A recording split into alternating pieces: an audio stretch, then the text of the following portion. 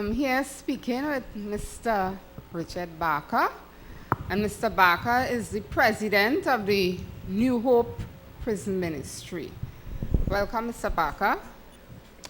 Well, it was nice being in a place like that and speaking to a very person that looks attracted to the situation of interviewing, and it's so nice being with you.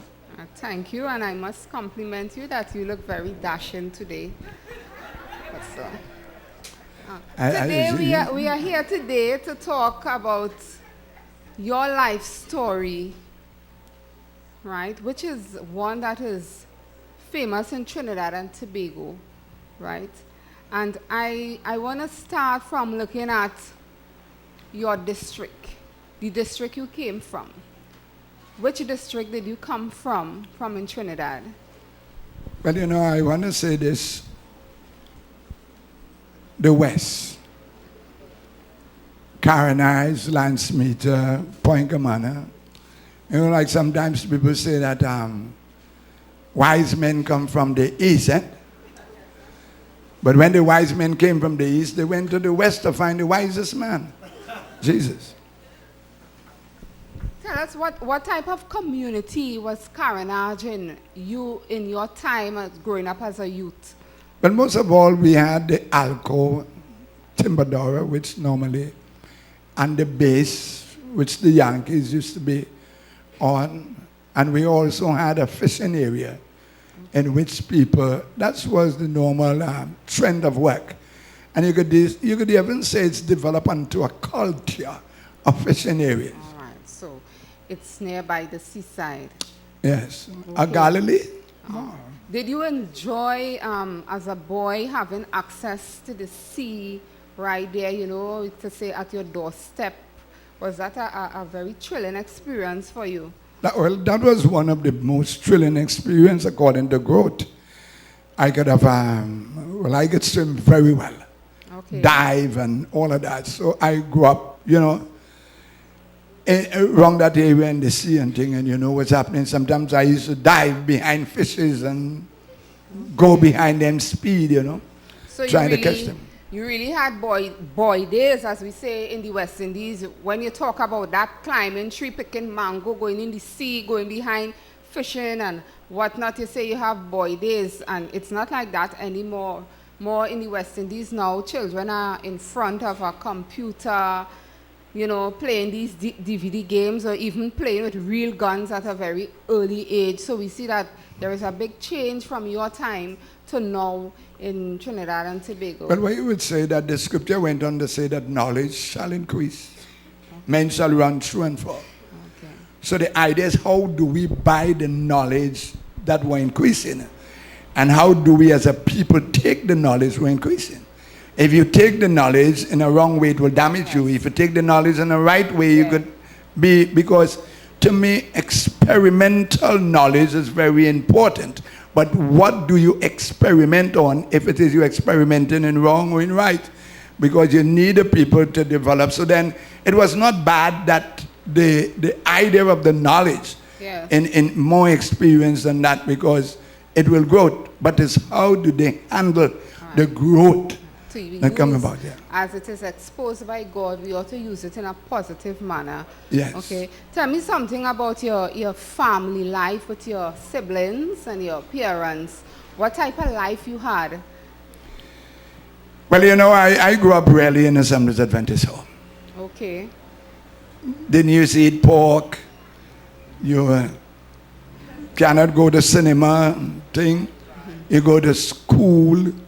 And you know, my mother and my father, you know, they would sit down and they see like how I like worship and thing. I understood that by my mother and my father. You got to get up early. That's important, you get up early. And to me, I had a nice life with them. Okay. The important thing that I did not keep the trend and it find me into real problem. But my mother and my father, you know, they did love me. Okay. What number are you among the siblings? Let me see, the fourth. The fourth. Out of how many children? 6. 6 children. And that's why I like to keep the Sabbath. Okay.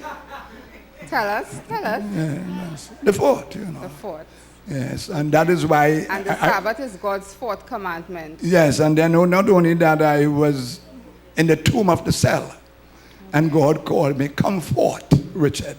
Thank God I didn't come fifth. That is so wonderful, Mr. Barker. So wonderful. What type of relationship you had? You know, growing up in a home, you have your brothers and you have your sisters.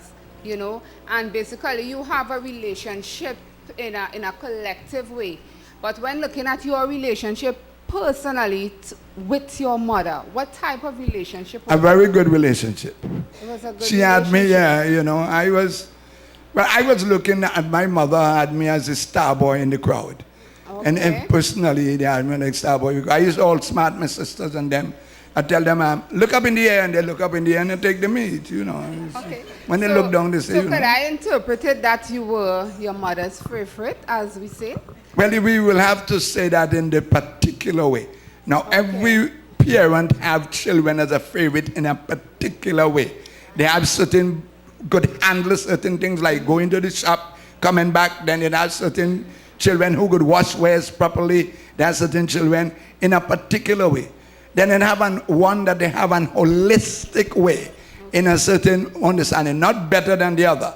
But what does produce that kind of concern is you obey them more in the particular way of understanding that brings out the beauty, because they are now transmitting character into you. And the one that they see with most of the character, they has that image of pulling one another to guidance. Okay. So your parents could have depended on you to do your chores in the home and Yes. be an obedient boy in the Sometimes I home. really ain't do it, you know. I get fellas to do it, but they're done. But it's done. Yeah, that's it. You know, my mother used to always say, even Selvi ain't do it, Yes. but they're done. And the most important thing, you need support and you need to do it. And that's the important thing about that. What was your relationship in the district growing up? Because we know when we in those days as children growing up, the whole district was more or less together and everybody, you know, playing and whatnot. How were you seen among your peers in the district as a boy? But I was a very good cricketer and footballer. I was a real sportsman. Okay. And everything that I do, I always have this flair into me. That everything that I do, I always have this flair that it must be done perfect. It must handle perfect. Okay. And that is what happening. So even self, I going down and pick a side. I didn't used to pick a side bias. I used to pick a side listening to win. Not biasly that me and that fella pulling good or anything. I didn't used to do that. I say, you know, me and fellas was really good friends and close. But they can't play. So the parents said, no, you can't play. We ain't going there for just fun. So these abilities made you a leader among the youths.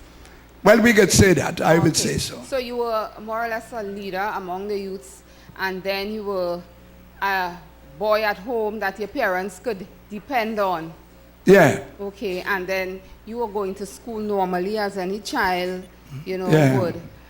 But something happened in your life, right? That All right. caused a change. At what period, at what age did this thing happen to you that made this change in your life? Well, at 14 years. At Like- 14 years. Yes. Tell us I- about the incident. Well, Mr. I would Barker. give you a brief, so you could relax now. 14 years, some people come and they stole my mother place. And I was down the road and somebody tell me. So I came up and I did not like that. So I borrowed a cutlass. And me and the people had it out. Okay, so So, at 14 years old, mhm, somebody yeah, came and they stoned your mother's home. Right? yeah. While you were coming up the road, somebody met you on the half, as we say, and tell you what happened. Yeah. When you went home, what condition did you meet your mother in?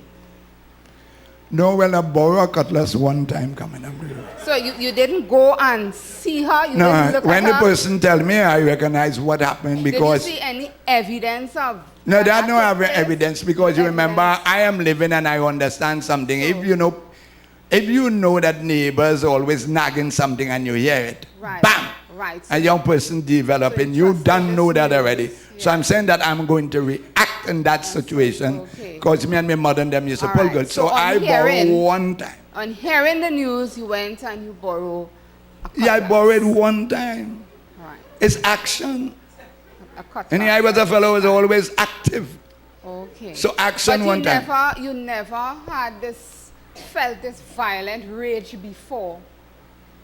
While dealing with, with friends in the neighborhood, you would get away with pitching marbles. Somebody may do something or cheat or something, but you never felt this violent way before. But when you heard of that, you felt so violent that you knew Well, that. in growing up down by us, is that sometimes you had was as a young fellow, you got to defend yourself in certain actions. Okay. But that type of violence, it was not reachable to me. But I believe personally, as long as you're born in sin and you're shaped it in iniquity, it have times that when things will trip you Yes. off, in which you normally might not be able to have the knowledge and the wisdom how to handle it because of the youth and the growth and this type of things. That does not mean you couldn't have managed it, it just take you to the foot. So sometimes you might love your mother and your father more than you love God or even your freedom. And it says, because let me tell you something, knowledge have a way of reacting to the position of situation, but sin have a way how to act against the knowledge to the situation. I want to explain that to the situation. Now it meets you in a vulnerable situation and it attacks you in your weakest point, and it reacts to that situation, and you will react because of emotions, of feelings, when because you does not have a sort of an idea of the principle of God, how to maintain that principle because of growth and lack of maturity. And that's the action that I respond to. And experience also, having that experience with the Lord. So you got a cutlass. What did you do with this cutlass? Well, after when I reached up the road, I saw the persons and them coming down the road, and I attacked one time. It's fine. You attacked by Yes, yes. you dealt some blows with the cutlass.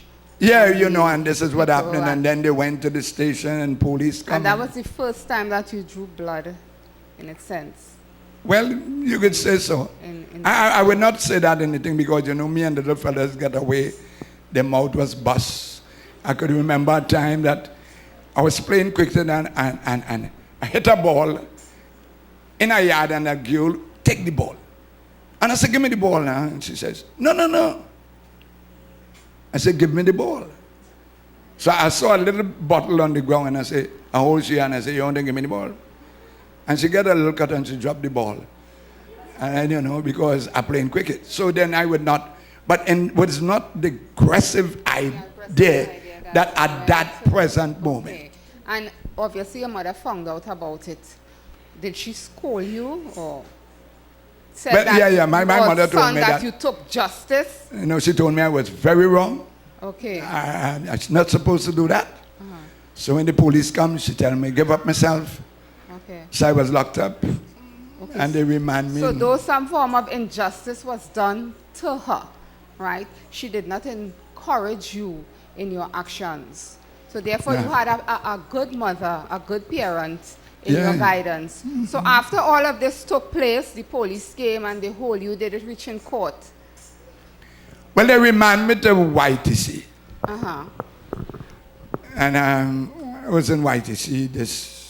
I bounced up some friends and things, which normally have, plenty of them die now. And when I come back, I say, what happened? I'm going to be one of the baddest men they have around town. That's why I say in my mind, personally, nobody would do my parents anything, nobody would do me anything, nobody would do my sister anything, nobody would do my brothers and them anything. And that's the whole idea. So in the youth prison, you decided to put up a defense against anybody who you see may have been a threat to you or of some sort. Yes, because you see, let me tell you something. When you're looking at the world of survival, not living, let me explain you something. Yes. Survival and living is two different. It comes like success and achievement. It's two different actions. Plenty of the people in the world have been achievers, but not success people. And that is a basic situation of life. So sometimes we live, but we're not alive. Because to being alive, you have to have some purpose, and that direct purpose. And like the scriptures say, when you are in Christ, you're then alive. And you have to give your idea, what makes me alive? The making me alive is my moral, my spiritual, and my intellectual knowledge comes together and achieve the goal of success of the gospel. And that is what, when you have to understand the youth, when you have to understand people, when you have to understand growth, you have to know this. And if you don't know that, you will get tired with people and get restless with them because they might not reach the type of education and understanding. And that is where we have a problem of understanding the people that born in sin, shaped in iniquity, also was underneath slavery, lack of proper knowledge, and poverty. You have a whole list to deal with, and that's a very important factor. So then that's what we need by guidance in Jesus. So the matter went to court. Yeah. How was it for you, your first experience in court? Well, I think the magistrate turned around and tell my mother, even though he's 14 years, he's a very brave fellow because I answered them, the way how it's supposed to be. How did you answer?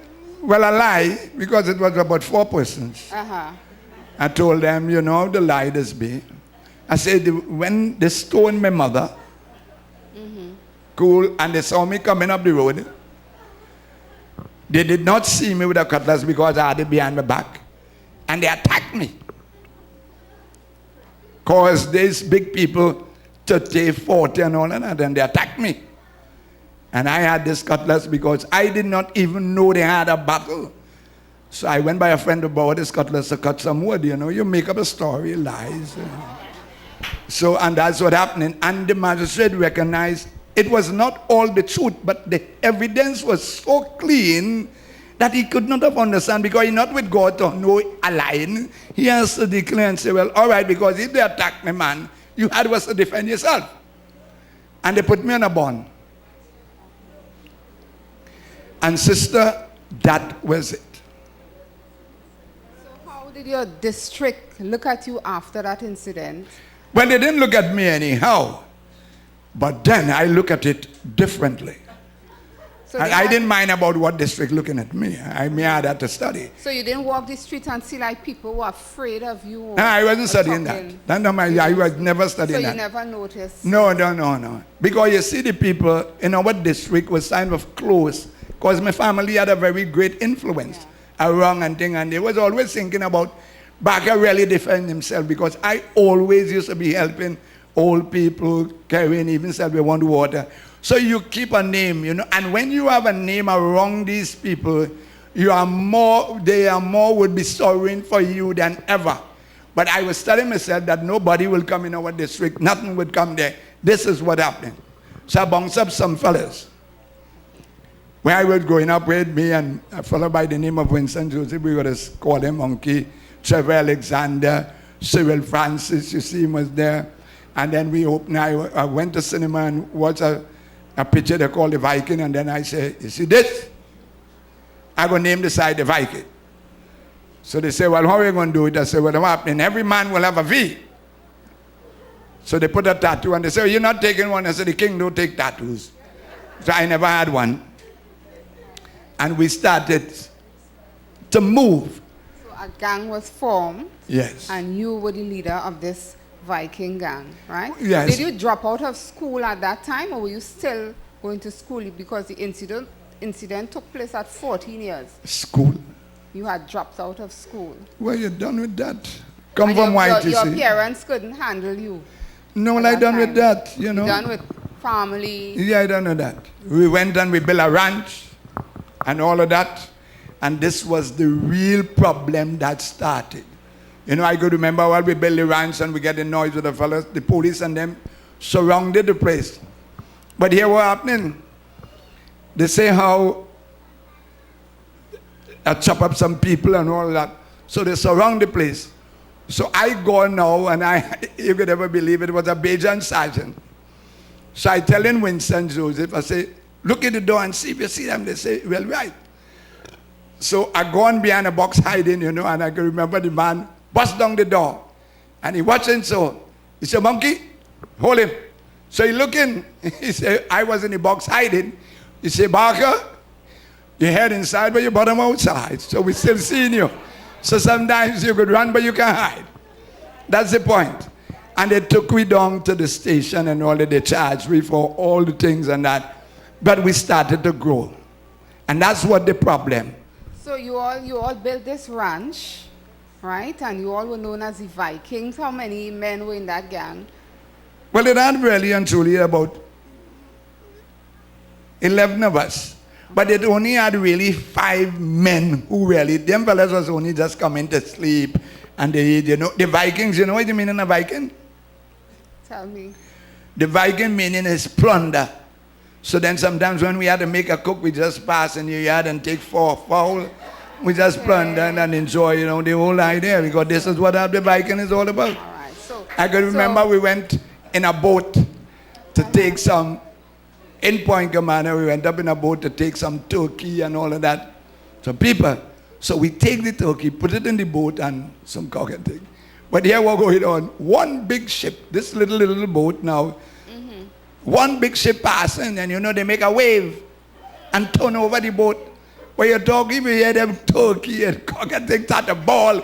So we had to swim and leave it, So that is how we are living, and that's but at that time when you would go and thief your neighbor's fowl and turkey and whatnot, did you consider that a life of crime living that way? No, sometimes their own son eating in the fowl, their own son in the cook. Sometimes their own fowl, yes. their own it was just like a fun and joke because their own son, but you know that, Okay. eating in it, It's when he go by mother, they say, all you did before, he say, I, but you know. But it has been said that you lived a life of crime for years. Now we have all kind of crimes taking place as robbery, rape, murder, and whatnot. Tell me the difference between that now and how the Vikings operate, although they operated on the other side of the law.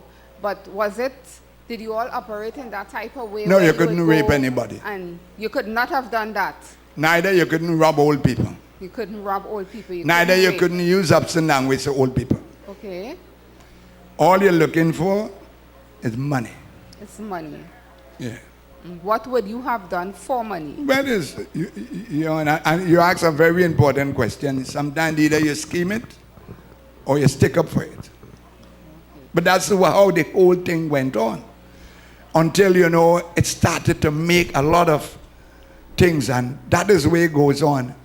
And then comes out in the 70s in the black power business. I could remember Dave Dabro and Nuff and all of them came down by us and things because I believe they was educated fellas, but they didn't have belly, So they get in contact with me. I remember hiding a fella inside of a room. And this was what, the 60s or? The 70s. The 70s. So we hide a fella in a room and I tell him, I say, you hide there, you don't move, Because Bowers and them were looking for him, And when I come back inside of the room, I meet him with gazette paper over him. I said, brother, gazette paper don't stop bullet. Because he hiding now, but he put gazette paper. So that's a story. Sometimes people thinking of thoughts. Don't do that. Were there also a number of other gangs in those days? Well, you had the desperados, you have the renegades, you have all of that. We used to be in the, in tongue at the present moment. That was it. You had was the battle. Did all these, you said that you all had to battle, so you didn't operate on a friendly basis. Were there ever a time when you were in a battle there where you see blood was passing and that your life was on, and you had to battle to preserve your life? Yes, you must battle. battle. Tell me how it was at that time. But I could remember some fellas attacked we, and then we had was I pull out a blade, and then and you hearing chopped and people, and you have to defend and jump around and move, and and attack people, because you must defend your turf. You has to do that, and that is important. But one of the things I know that what we was together with, I could remember that a fellow by the name of Hollis Series, he cut up 2 fellas up in Point Command, and I went, and he was working on the ship at time, and he said, Brother Baca, well, he didn't call me Brother Baca, but he said, B, Antolo boy, I will lost me job, you know, and I tell him, I said, no, you can't lose a job. He said, what are you going to do? I call in the next man, and I call in the next man. I tell him, man, I said, listen, look at a 25 automatic gun. He said, what are we going to do? I said, we're going to give a fella a case to free Hollis. He said, how are we going to give him a case? I said, we're going right by the man's house. One of you pull me aside and you shoot me through it. So he shot me through it. Bam! I said, when I get shot, let me go. So I started the ball. Frank, you shoot me and you're running in your house. So everybody get on in over here because they heard the shot.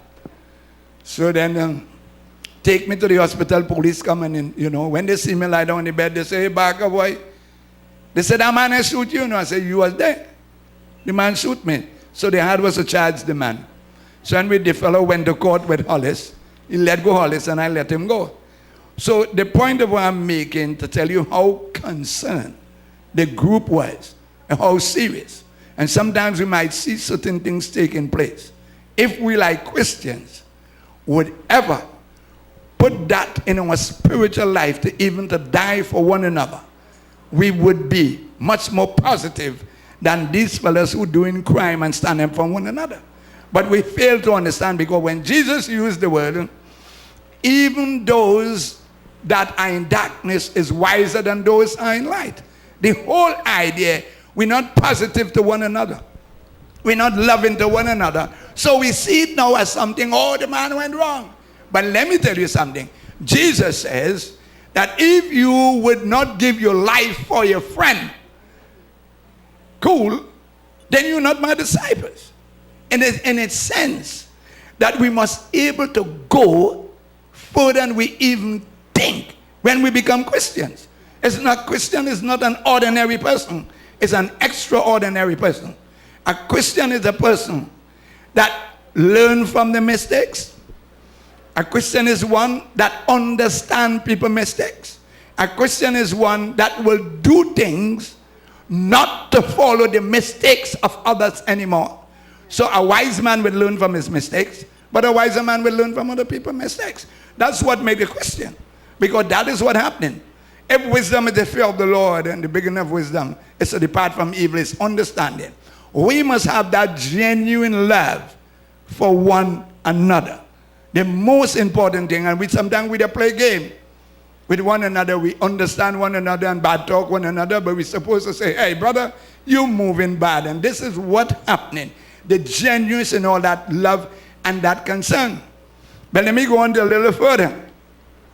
And this take place. I could remember that I was in South, and I get bail, and I went down in South where we was